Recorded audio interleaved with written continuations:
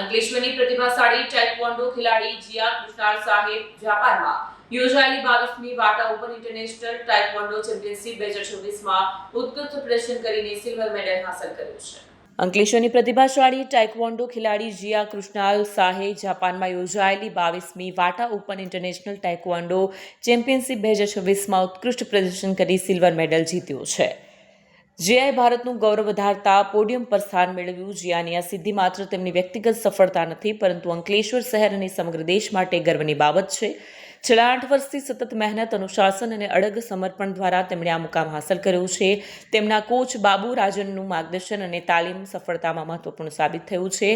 પરિવારજનો અને સમર્થકોના સહકારથી જીયાએ આ સિદ્ધિ મેળવી છે. ભવિષ્યમાં પણ જીયા વધુ મોટા મંચ પર ભારતનું નામ રોશન કરશે તેવી આશા વ્યક્ત કરવામાં આવી રહી છે. તેમની આ સિદ્ધિ યુવાનો માટે પ્રેરણારૂપ બની છે. વિડીયો જર્નાલિસ્ટ ઇમ્તિયાઝ પઠાણ સાથે કરણ સિંહ, સત્યા ટીવી ન્યૂઝ, અંકલેશ્વર.